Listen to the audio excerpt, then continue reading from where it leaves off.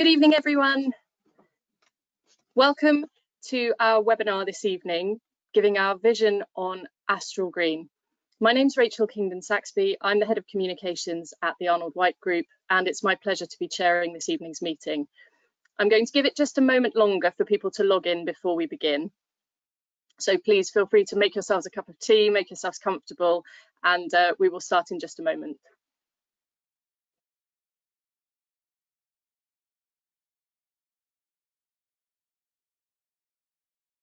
Okay, we've had another couple of people join us, so I'll just give it another few moments.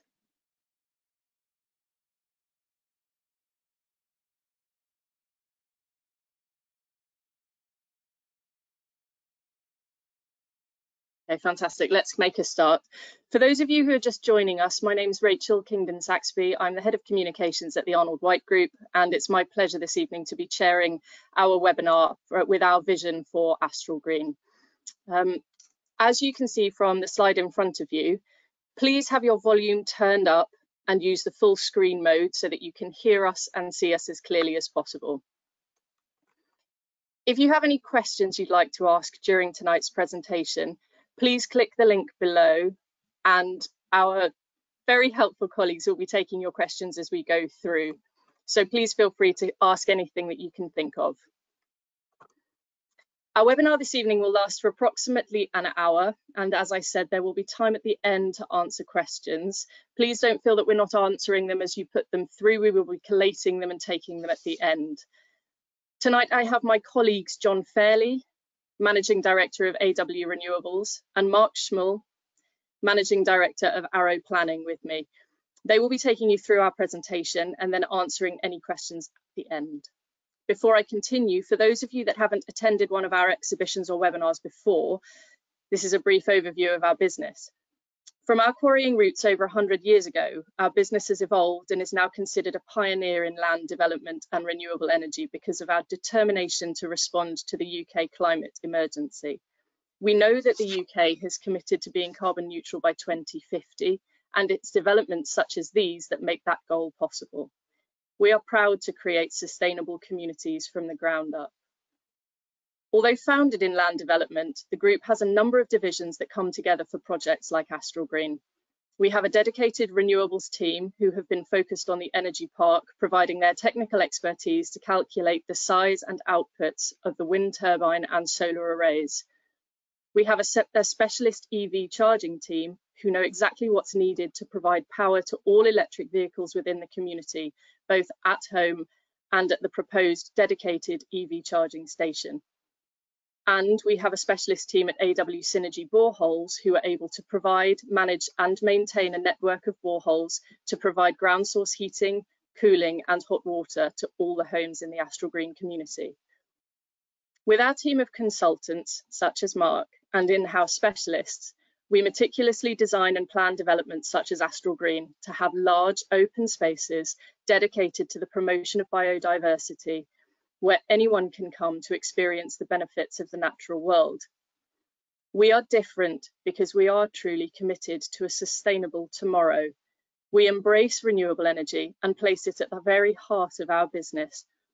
We work hard to ensure that communities like Astral Green are not only desirable places to live and work, but crucially that they have enough green, renewable electricity generated on site to power every home, school, care home, shop, and infrastructure within them. Mark is an expert in the field of planning, and John is an expert in renewable energy. Between them, we hope to be able to answer any questions you may have this evening.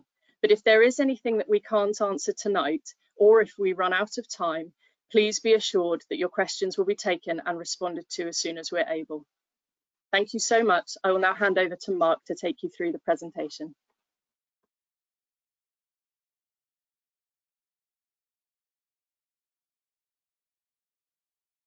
Thank you, Rachel, and good evening, everybody.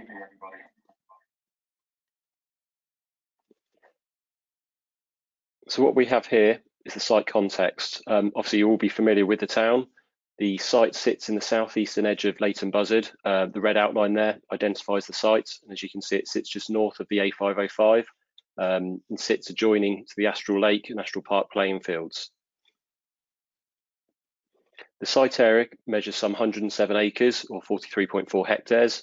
It's bounded by the Leighton Road to the north, just close to where it becomes the Stanbridge Road, and to the south the A505.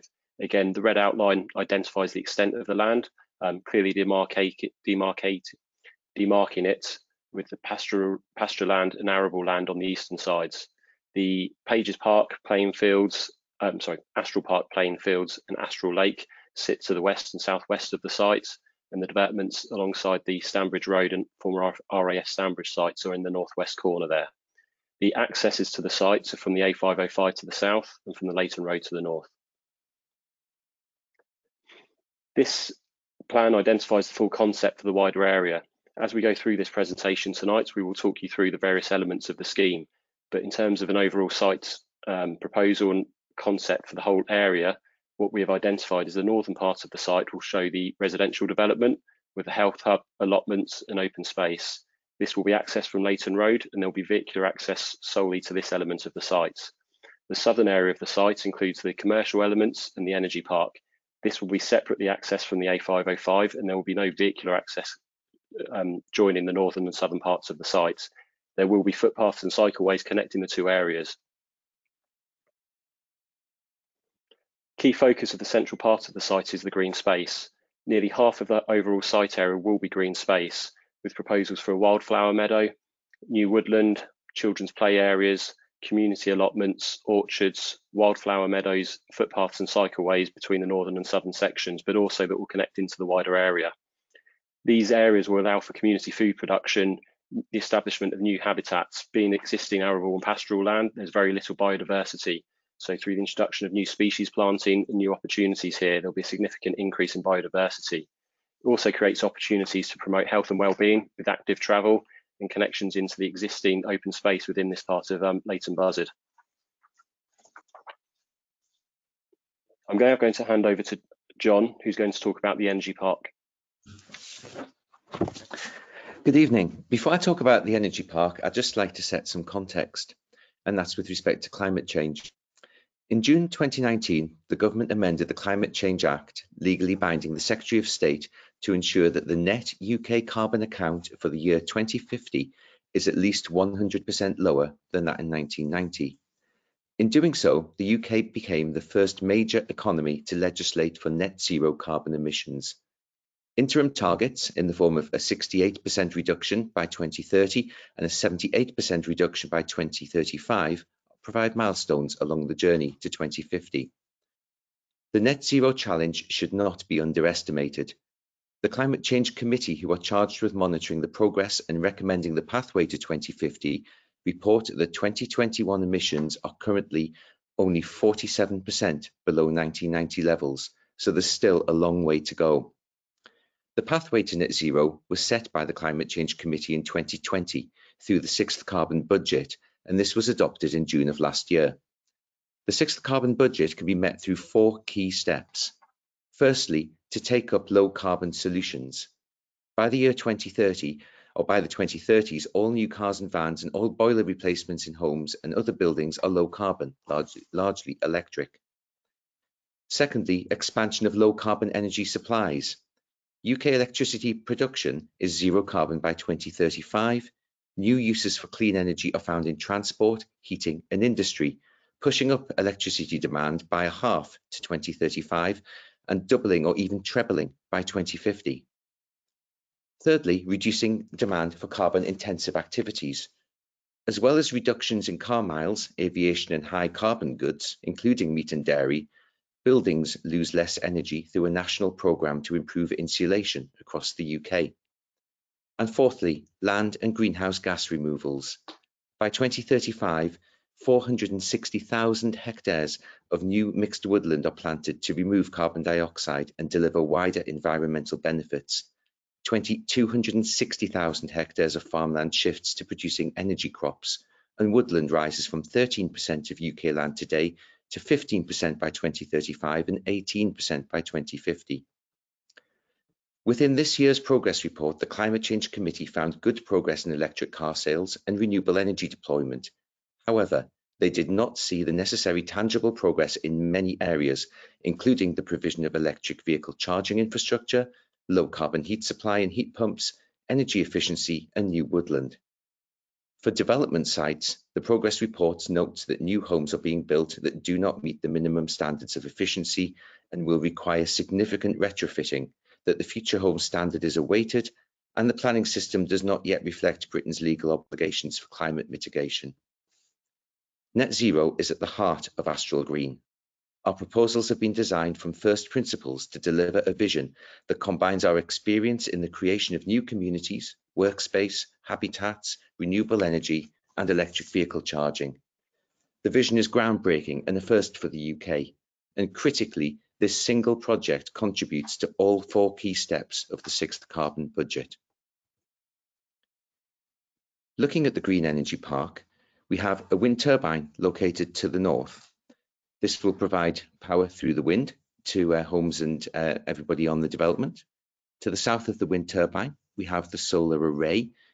This has been located to make sure that it's not in the shade of the wind turbine. Within the solar array, we intend to install ground source heat pumps, ground source heat boreholes, that will feed to heat pumps. That infrastructure will capture heat from the ground, and I'll talk about that later.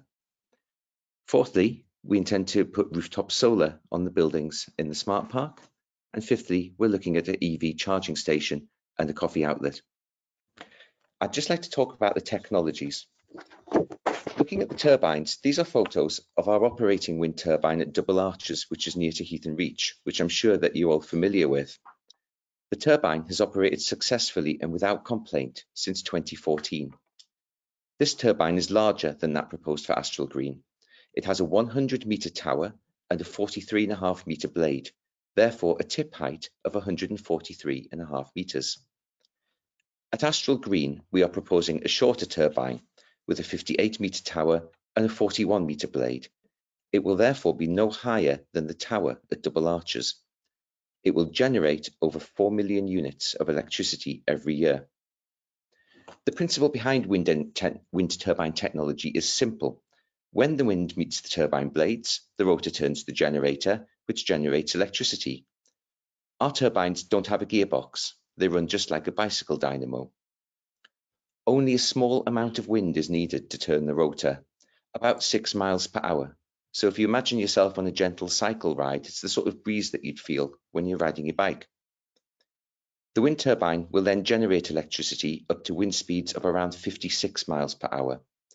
At higher wind speeds, the turbine will shut down to protect the structure.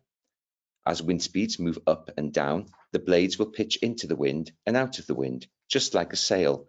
This maintains the rotational speed of the turbine to no more than 12 revolutions per minute.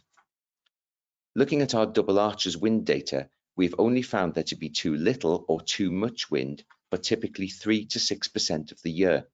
For the rest of the time, the turbine will generate electricity. In addition to pitching the blades, wind turbines are also able to follow the wind direction, optimizing the available wind. A weather vane measures the wind direction and communicates with the yaw drive. This then turns the turbine to face the wind whenever the wind direction changes. I mentioned that wind generation varies with wind speed. Similarly, solar generation varies with light levels. We have found that the two technologies complement each other very well when co-located together. So when the wind generation drops in the summer, the solar generation increases. When solar generation stops at night, wind generation tends to pick up the slack. At Astral Green, we're proposing to install around 2 megawatts of solar panels within the energy park. These will generate around 2.2 million units of electricity per year. The solar array comprises around 3,800 panels.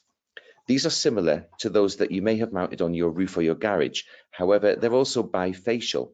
This means that as well as harvesting direct sunlight, the back of the panels will also generate electricity using reflected light and diffuse light. Bifacial panels are more efficient and have a smoother generation profile compared to standard panels. The panels are mounted onto frames facing south at a fixed angle of around 20 degrees. Each row of panels is around 4.5 meters apart. This ensures that the row in front does not shade the row behind and also provides us with the opportunity to establish meadow and graze the areas between the rows. We can also use this land to provide heat through our borehole array. So the amount of renewable energy we'll generate every year from this infrastructure is significant.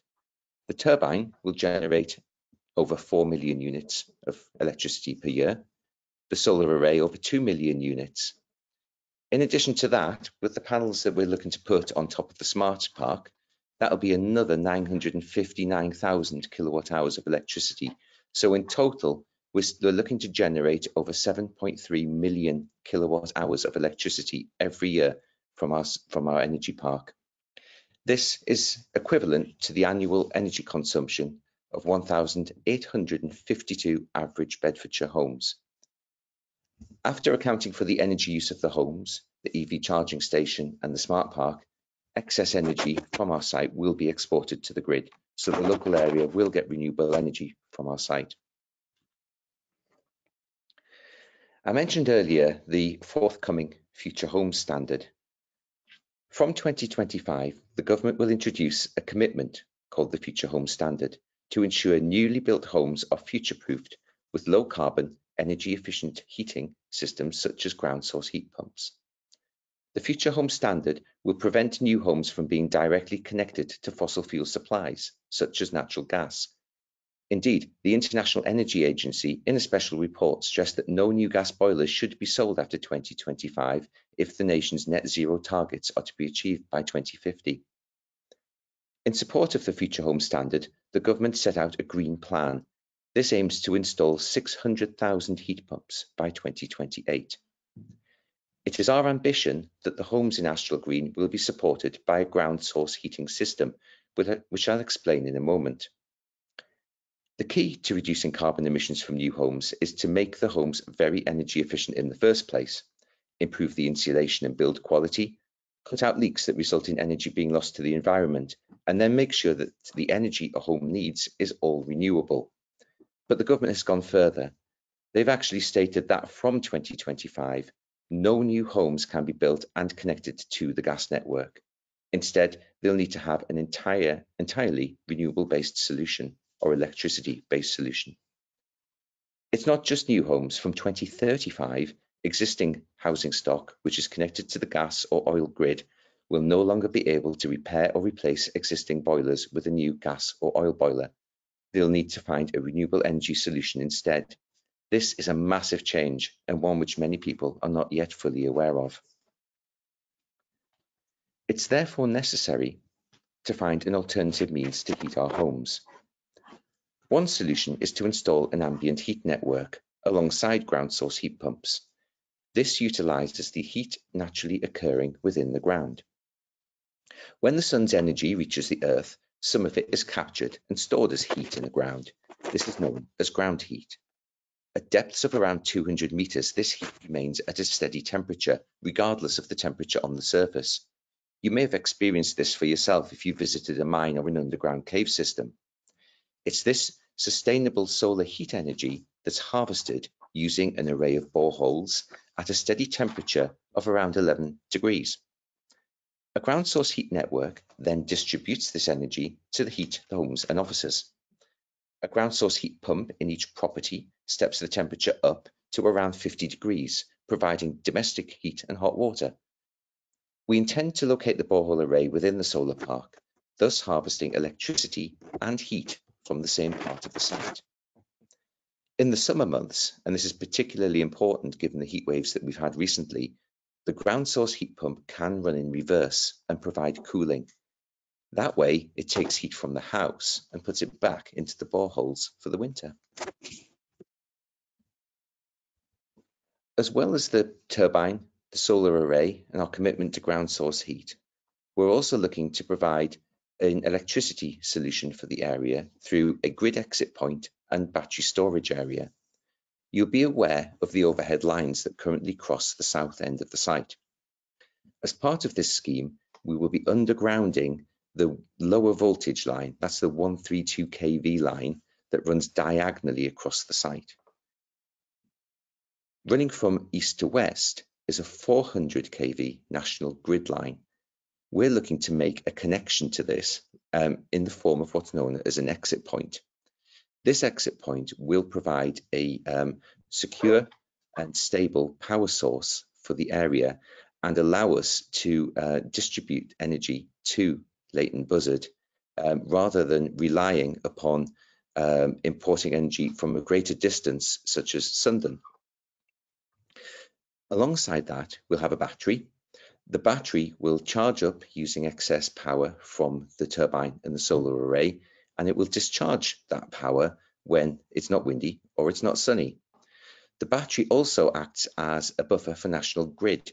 So when there's a time of peak demand, so say 4 o'clock on an October evening, when the lights are all on and people are cooking and watching TV, we need more power. National Grid will often switch on elements such as batteries to provide that power. So we're looking to provide a battery over 1 hectare area of land, that's denoted by 0.1, and the exit point from National Grid, which is denoted by 0.2. As well as that, our energy park will also support the move towards sustainable transport. We know that electric vehicles need to be powered by renewable energy to be truly green. So it's our job to harness the power from the wind and sun and deliver it straight to the vehicles wherever we can. We want to help electric vehicle drivers to feel confident that using our charging stations, their car's onward journey will not be contributing to the nation's carbon emissions. Our vision is that drivers will be able to watch the turbine that's generating the electricity they're using while they charge their cars. We've just commenced the construction of the UK's first electric vehicle and electric bus charging station to be powered directly from on-site renewable energy. The Checkley Wood electric vehicle charging station will be located on the A5 near to the Flying Fox at Heath and Reach. The site will be powered via a battery by a new wind turbine, which is also under construction. A smart switch will switch the power supply between the turbine and the battery, ensuring that the vehicles will be charged by renewable energy. We want to repeat this project at Astral Green. The station will provide ultra-rapid charging at power levels matched to the capabilities of the car that plugs into it, ensuring that motorists can carry on with their onward journey as quickly as possible.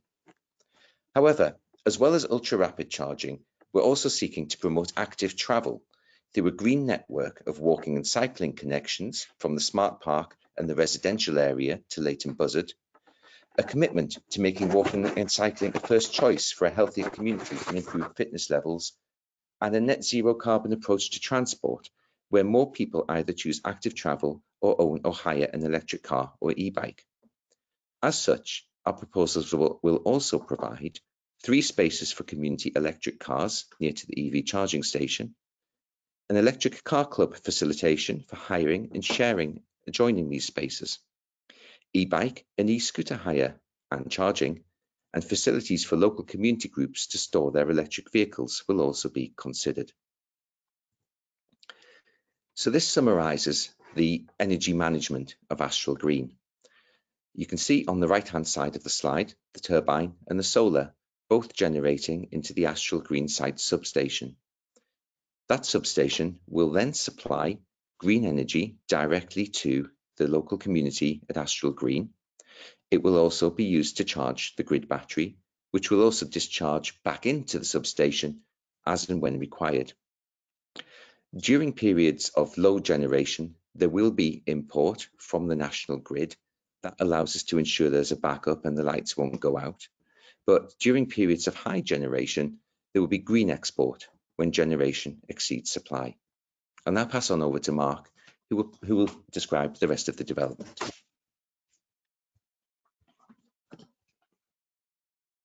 Thank you, John. So the new jobs for the area. The proposals include a smart business park. This is very much focused on high-tech and smart industries. There'll be roughly 160,000 square foot of new employment floor space in a mixture of what's known as the use classes of B and E class. The buildings are very much targeted at the knowledge sector, so the area of work that's normally found in the Cambridge and Oxford areas, trying to bring this into this local area. It's quite different to some of the other job areas in the local markets, and particularly those new buildings that are going up along the A5 and close to the M1 there. There'll be a variety of different buildings here, all built to the highest sustainability standards. there'd be a commitment to very good with an aspiration for excellent BREEAM standards there and power provided from the wider development. These jobs would bring huge benefits to the local economy. The proposed square footage of employment floor space would deliver about 150 full-time jobs within that smart park, but there'd also be a range of jobs in the construction of the development, both for the housing and for the employment areas.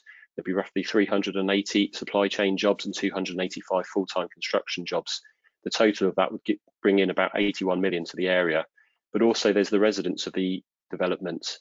They would introduce new council tax contributions for the area, new business rates from the employments, but they'd also be spending money within the local shops and services, helping to ensure those have a longer lifespan.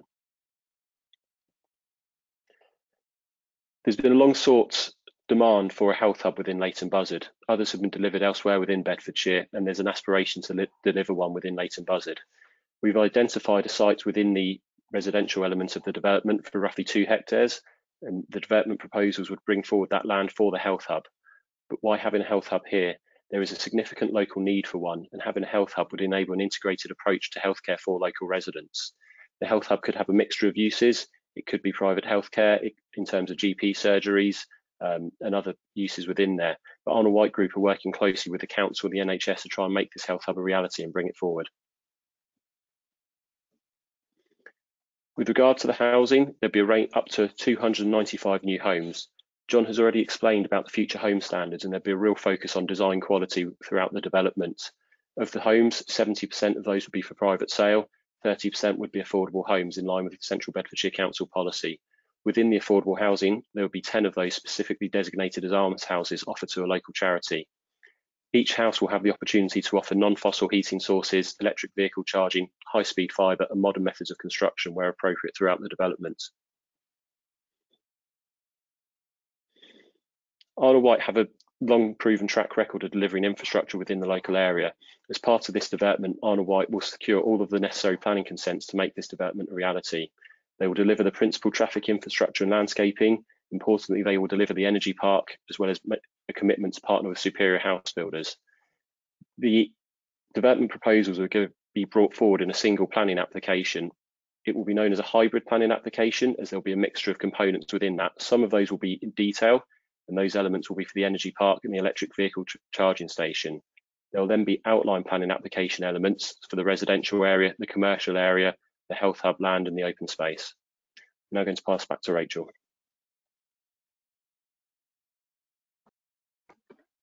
Thanks very much, John and Mark, for that incredibly interesting presentation.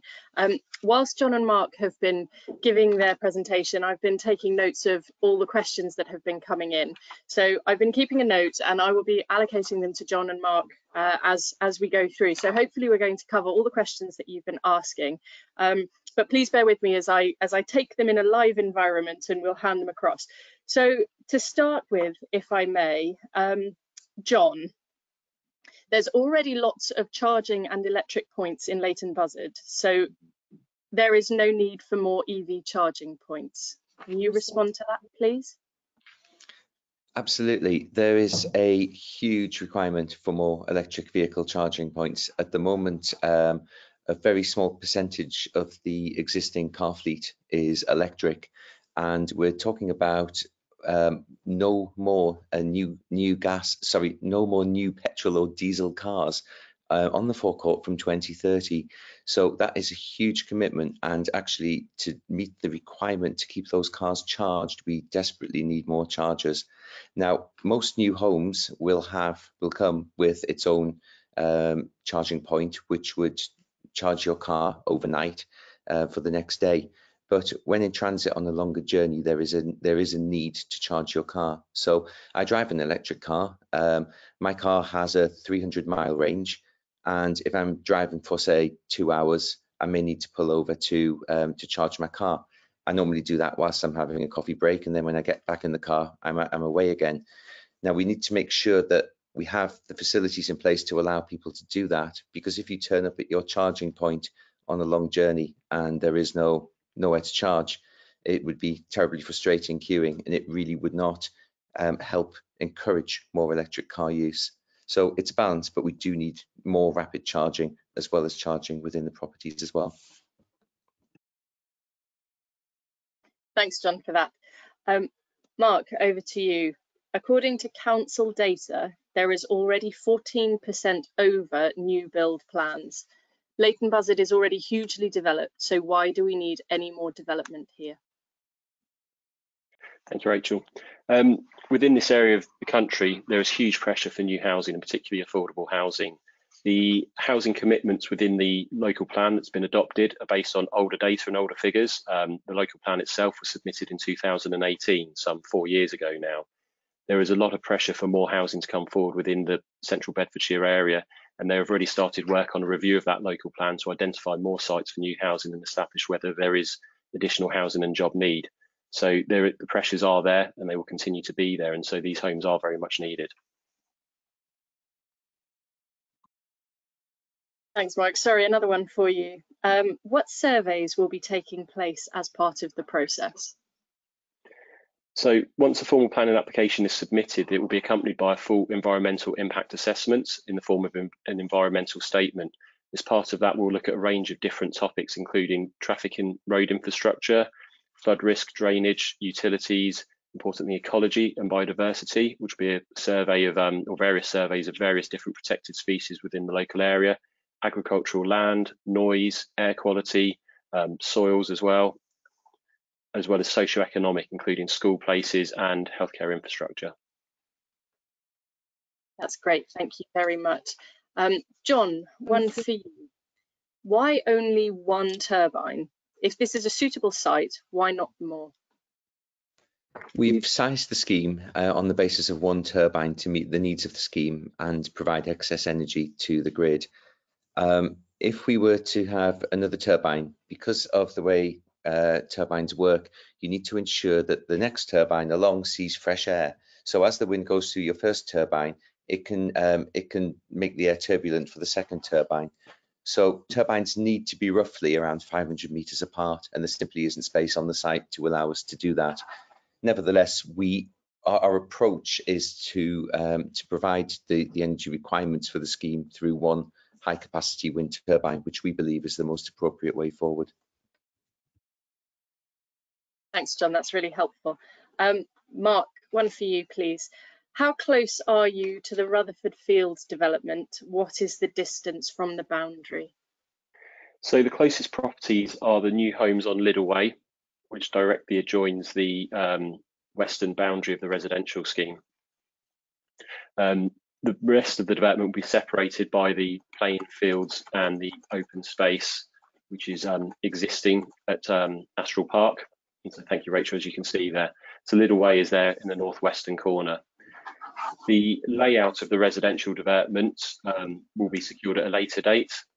So the scheme is in outline form only, which means the actual detailed design of each of the houses, how they will be laid out within the scheme and so on, will not be specified now, so approval will not be sought for that. But generally, the sort of Central Bedfordshire Council design guides look at things where you have what's called an active frontage. So along that boundary in the northwestern corner, the likelihood would be there would be either private drive or access roads to properties. So those on Liddell Way, effectively the northern part of that would be mirrored on the other side of the hedge line there to retain that hedgerow. And so there would be a separation of a sort of a residential estate road and then the properties themselves. Okay, thanks, Mark. That's really helpful.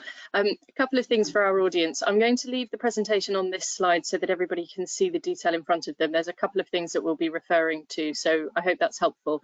For those of you that haven't asked any questions, obviously you can see that we've had a lot coming through so far, but if you do want to ask anything, please use the system that we have. This is your opportunity to ask the project team anything that you'd like to, and we'll just keep going for as long as we have questions coming in, so thank you for asking them. Right, John, one for you. A pressing question. A couple of questions come through on this one. The Health Hub. If there is no funding, what happens with the space, please? We are committed to delivering the Health Hub. We have looked at the local need for further health facilities in the area, and we have identified that there is a need for a Health Hub, similar to the facilities that have just been installed in Dunstable. Obviously, we would be able to provide the land for the Health Hub, but we need to work with local partners, including the NHS and the council, to deliver that Health Hub. We are aware that previous promises from other developments for health hubs haven't delivered. However, we are fully committed to working with the NHS and the local authority to delivering that health hub. It's very important to us that we do, and in order to help us achieve that, our chief executive is forming a working group with the council and the NHS to ensure that we do deliver upon that promise, because, as I say, we've identified the need, we know there's a need, and we want to make sure that land is utilised properly for that facility. Okay, thank you very much, John. Another one for you, if I may. Why do we need to go for this green agenda when the recent government have cut back and reduced green as a priority? Given the Ukrainian conflict, the government are quite rightly focusing on energy security at the moment. We are all more than aware of the effect of the conflict on our gas prices and in turn on our electricity prices. In fact, 40 to 50% of our electricity supply is currently derived by burning gas. Even yesterday, Ofgem admitted that we may have a gas shortage this coming winter, so it is becoming a key priority for the government. But when we look at energy security and we look at how we can decouple from global gas markets and global gas prices, even if we have more gas extracted in the UK by whatever means, we need to wean ourselves off that if we are to hit net zero targets. And the government remain fully committed to net zero targets. And in fact, Chris Skidmore MP has been allocated with the task by Liz Truss to review the net zero commitments and to see how the UK can maximise the benefit to the economy from meeting those net zero agreements, because we can generate more jobs through more wind manufacturing, more solar, more tech. There is so much more that we can do by moving to green technologies. The other thing about that is that when we do move to green technologies, we're relying on our own indigenous supply of energy. So we're not exposed to the global market for gas prices. Even if we extract gas in the North Sea, more of it, we're still exposed to global prices that push up our bills. The more renewable, the more green we have, the less we're exposed to the wider world. So whilst the government's agenda is more publicly looking at supply, security of supply, there is most certainly that commitment to net zero and certainly that commitment to 2050. Thanks, John, for that incredibly informative answer. Mark, I've got a raft for you, I'm afraid. First one is timetable. What is the timetable that we're working to? Specifically, the question is, when will this be submitted and when will construction start and finish, please? Thanks, Rachel.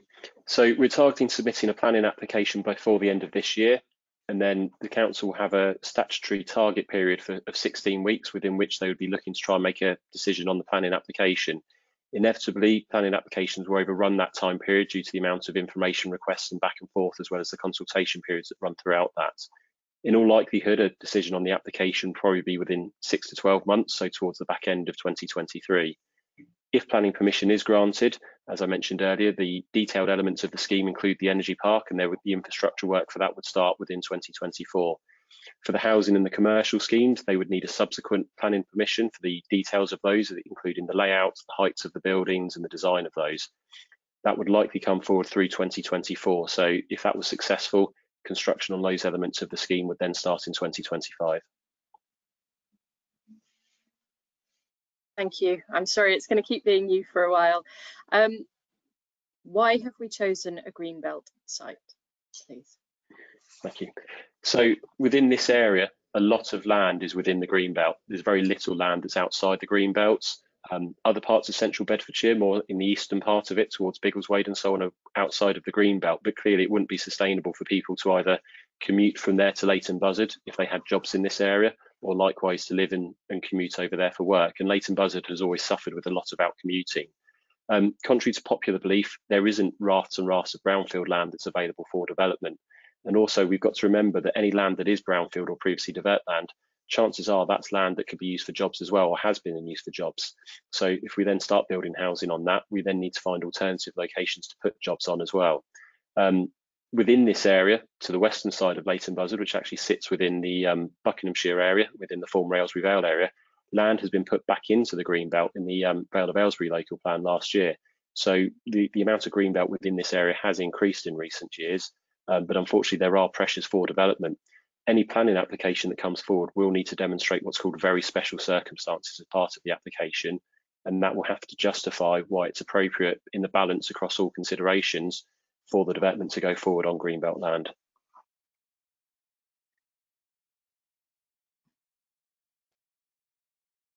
Will any of the houses be bungalows or disability accessible, please? So as I mentioned, at this stage, it's an outline planning application, so the exact detail of the design of the houses will not be specified at this stage. The reserved matters application, which will be at a later date, would set out whether any of them would be bungalows or two-storey houses and what the mix would be. The likelihood is there will be an element of disability standard houses, partly because building regulations require that, and the council increasingly now include conditions on about specific requirements about the type of building regulations standards that are sought on developments. Thank you very much. And then last question that we have this evening is, Mark, who will be managing the open space and woodland, please? So there's two elements of this. As part of emerging legislation, there's a requirement now for biodiversity net gain, and that's also within Central Bedfordshire's local plan. Normally with the biodiversity net gain areas, there's a requirement for a legal agreement to secure those and maintain those for a minimum of a 30-year period.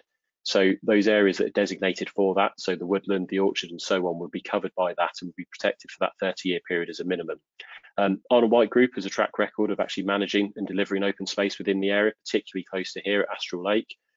So it could be that Arnold White will bring it forward. Alternatively, it may be possible that it's offered to sort of town and parish councils, conscious that the site sits across different boundaries here, if they would like to take it on and manage it. Or it could be a sort of a private management company arrangement. But in any event, any legal agreement that goes with any permission granted would set out the arrangements, how that's to be secured, the period for management, and normally a financial contribution to ensure that's delivered.